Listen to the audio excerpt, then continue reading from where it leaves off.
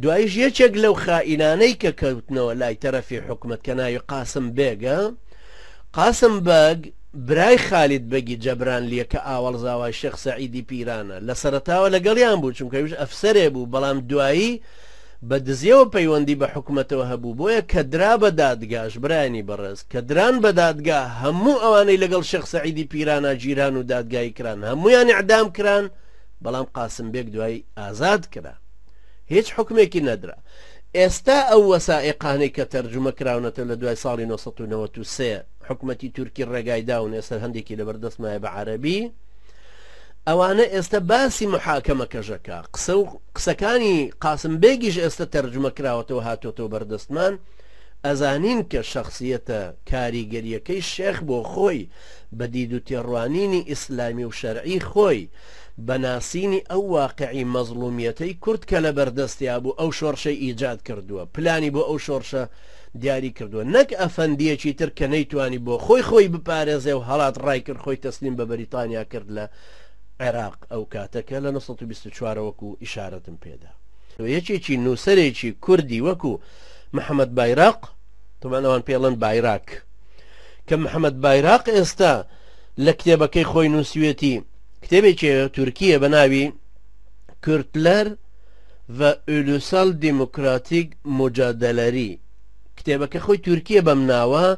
ئەو وەسائقانەی ئێستای هێناوەتەوە پێشەوە بیمافیهی ئەو بڕیاری 1945 کۆمەڵێکی زۆری تەرجمە کردوون هێناوێتە پێشەوە. تەبان ئێستا باسی ئەوانە ئەکا کە ڕۆڵی قاسم بێگ کەوتم برای ئاوەڵزاواکەی شێخ سەعیدی مەزن بوو چۆن کاریگەری هەبوو لەوەی کە لە ژێرەوە پەیوەندی بە حکومەتی شابێت، چونکە ئەو عسکەری بوو هەستی بەوە کردبوو کە شۆڕشەکەی شێخ سەعید لە هەڕەمەکی ئەچێ پێ ناچێ بگاتە نەتیجەیەکی گەورە، بە تایبەتی کە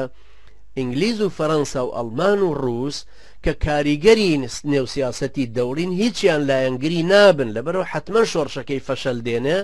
بۆ ئەوەی خۆی بمێنێ و سەروەت و سامان و پلەپایی خۆشی مسۆگەرکە پەیوەندی لەگەڵ حکومەتی مستەفا کەمالە دروست کردبوو و ئەویش شوێن و جێگا و ڕێگای شێخی بەوان گەیاند، هەروەها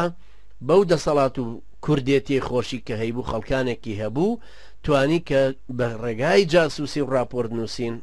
شوێنە مەحکەمەکانی شۆڕشی کوردان بگێنە بە تورکەکان و ئەوانش بتوانن لە هەموو لایەکەوە هێرشی بێننەوە. شەریعەت خوازان لە ناو کووردە هەروەها ئەو خەتە ئیسلامیش کە لە ئەستەمبولەوە دژایەتی مستەفا کەمالیە کرد زۆر چاواشە کرابوو، خەبەرەکان نەئەگەیشتنەوە دەستی ئەو بە تایبەتی لەو سەردەمانەیە کە هەندێک شتیشە نووسرا،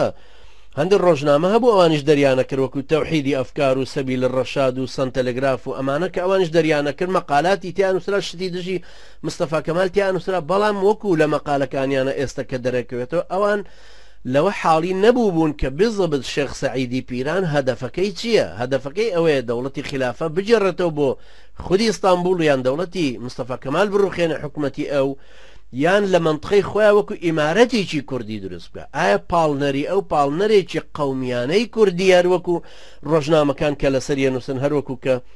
ڕۆژنامەی بۆ نمونە وەقت کە لە 1925 مەقالەی قاسم بەگی نووسی بوو کە ئەو خائینەیە کە باسم کرد کە باز لەوە ئەکە ئەڵێ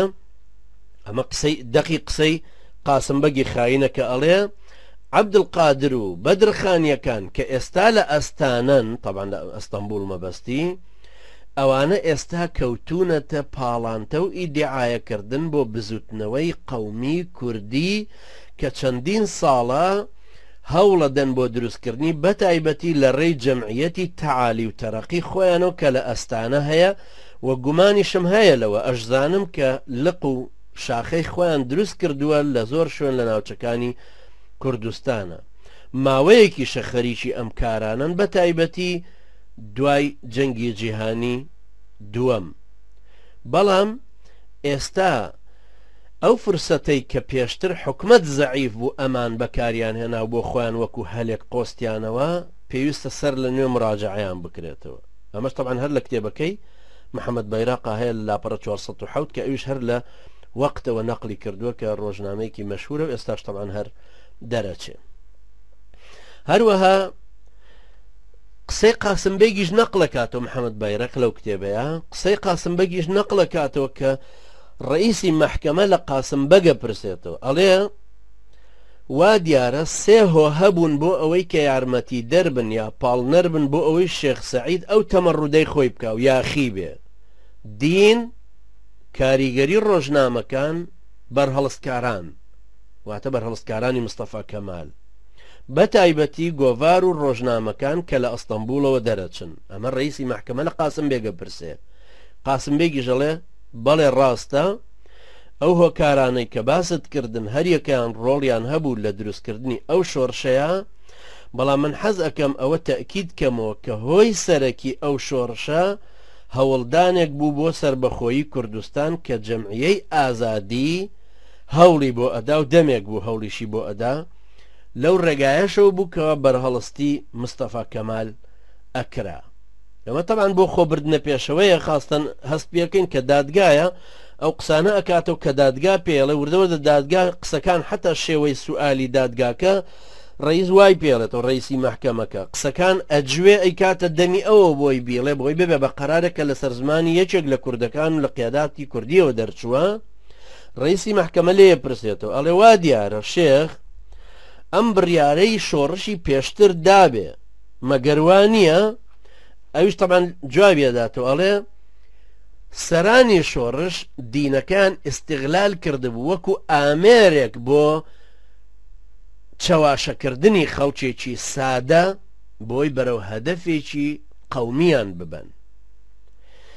ڕئیس لێ پرسێتەوە ڕئیسی دادگاکە ئەڵێ کەوابوو چێن ئەو کەسانەی ڕاپەڕێنەری ڕاستەقینەی شۆڕشەکەن قاسم بەگەڵێ سیاسیەکان و دینیەکانن سیاسیەکانن کە زۆرتر دینەکەیان ئیستیغلال کرد بۆ ئەوەی کە شۆڕشەکەی پێ بکەن کەوابوو ئێمە کە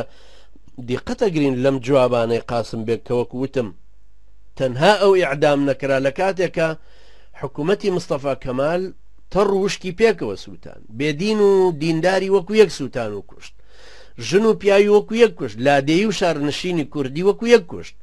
ئەوەی ئەفەندی بوو لە شارا بوو ئەوەی مەلایەکی لادێ و یا شێخی تەریقە بوو وەکو یەک لەو 6 ساڵەیە کوژران حەقد و قینێکی زۆر بەرامبەر دینەکە و بەرامبەر بە کورد خۆی بۆ تواننەوەی کورد و ئەو بیردۆزە سەخیفەی خۆیان کە هەیان بوو کە ئەیانوت کوردەکان هەر تورکن بەڵام لەبەرەوەی لەو چیایانە گەورە بوون زمانی تورکی خۆیان لەبیر کردووە و ناشکرە ئێمە دەوڵەتێک کە دروستەکەین ئەم دەوڵەتە پێویستە هەمووی بەس تورکی تیابێ ئەم نەزعەیە شەروەکو چەندجار باسمان کرد لەو نۆزعانە بوو کە مێشیل عەفلەقیش هێنا بوو یا سەلاح الدین بەیتار بۆ ناو عەرەبەکان کە لە ئەڵمانیانەوە وەرگرت بوو لەگەڵ ئەوەشا کە بۆ خۆیان لە فەڕەنسا و هەروەها معجب بوون بە جان ژاک ڕۆسۆ و ئەفکاری تری بیرمەندانی فەڕەنسی بەڵام شێوازی ئەڵمانیان وەرگرت بوو کە ئەو نەزعە ڕەگەزپەرستیە بە قووەتی تیا دروست کرد بوو